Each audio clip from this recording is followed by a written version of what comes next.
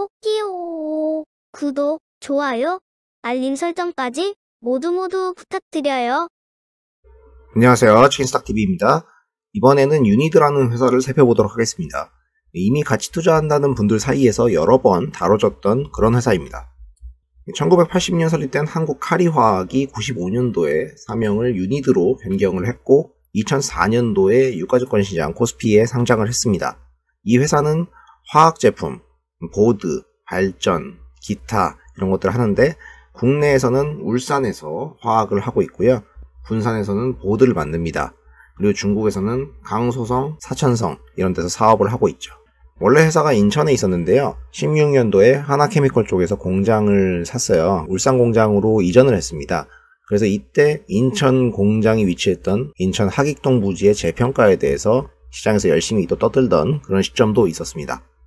자, 회사의 지배구조는 유니드 글로벌 상사가 25%를 가지고 있고 그리고 임원들 포함해서 45%까지 지배를 하고 있는데요.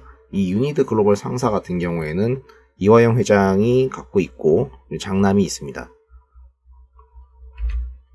자, 조금 옛날 자료긴 한데 OCI 그룹이 개성상인의 계보를 이어가지고 창업주 휘하에 세 분의 아들이 있었습니다.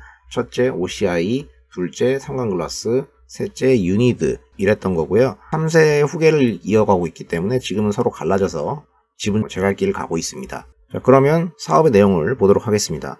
화학, 보드, LED, 해외 이렇게 구분을 해놨는데요. LED, 이 사파이어 윙곳하고 웨이퍼 만드는 건데 여기는 이제 정리를 했습니다. 그러니까 지금은 요거만 신경 쓰면 되죠. 해외는 이제 국내에서 하는 거랑 비슷한 거 하는 겁니다. 자, 매출은 본사 기준으로 봤을 때는 화학에서는 수출이 많고요. 보드 같은 경우는 대부분 내수입니다. 그리고 해외자에서는 중국 내수로 소진하는 거기 때문에 전체적으로 수출이 많은 구조를 가지고 있습니다. 자, 화학사업부에서는 KOH, 수사칼륨, 혹은 가성소다, 가성칼륨이라고 부르는 제품을 액체 혹은 가루로 파는데요. 이거하고 이제 탄산칼륨을 만듭니다. 비중은 가성이 조금 더 많아가지고 한 6대4 정도로 보면 되겠습니다. 자, 이것들의 용도는 농업 쪽, 농약 비료, 화학, 반도체 등 다양하게 나가는데요. 글로벌 시장에서 유니드가 25% 언저리에서 점유율 1위로 알려져 있고 중국에서도 1위로 알려져 있습니다. 국내에서는 점유율 90%로 1위인데 그나마 있었던 하나 쪽 공장을 사가지고 이전시켜서 구조정리가 되었죠.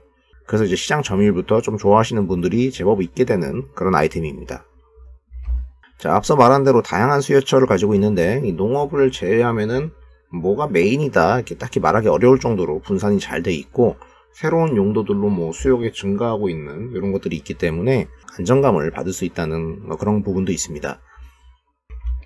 자, 용도도 다양한데 수출을 위주로 갔었죠. 가성하고 탄산이 좀 나가는 데가 조금씩 다르긴 하지만은 주로 이제 아시아권에서 판매가 되고 있는 그런 모습입니다.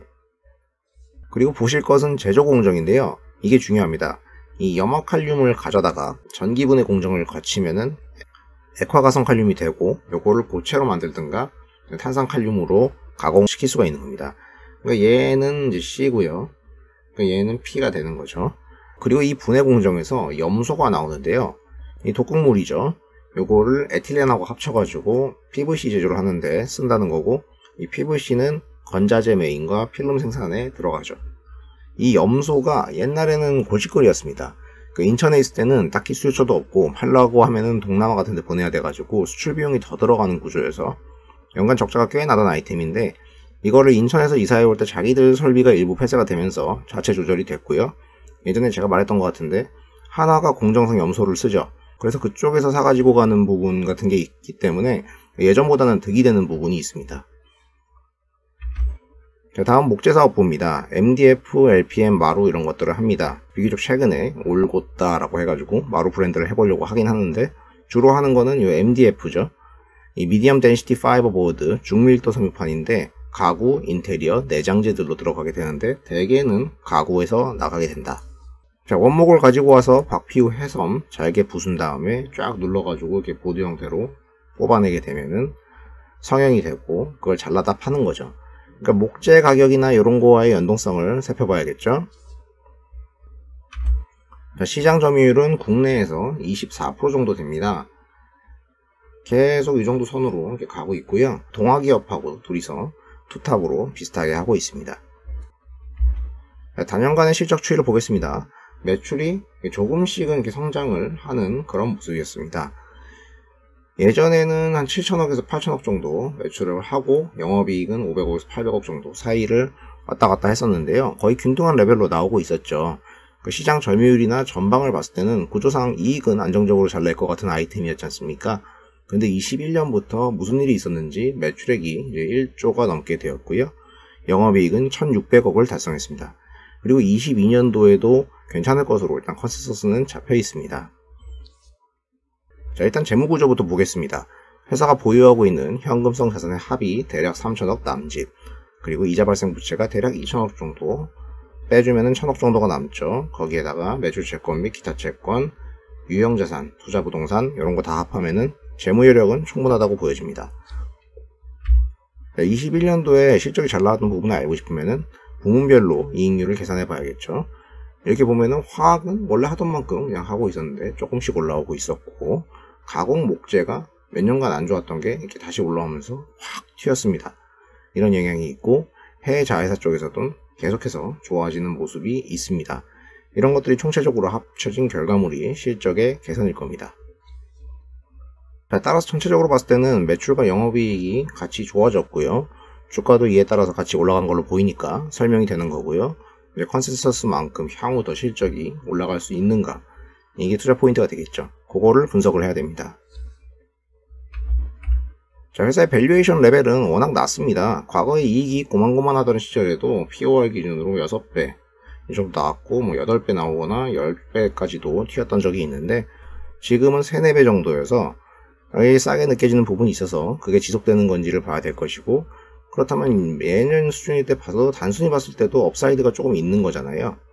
그리고 배당 같은 경우에는 최근 몇 년간 DPS를 계속해서 이렇게 올려줬습니다.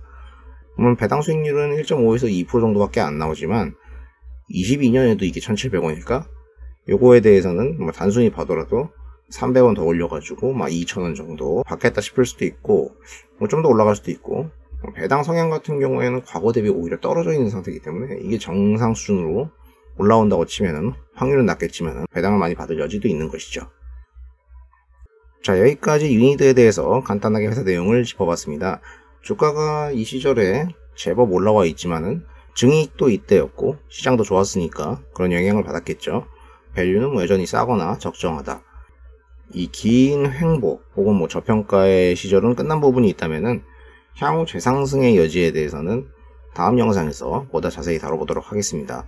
영상이 도움되셨다면 구독과 좋아요를 부탁드립니다. 시청해주셔서 감사합니다.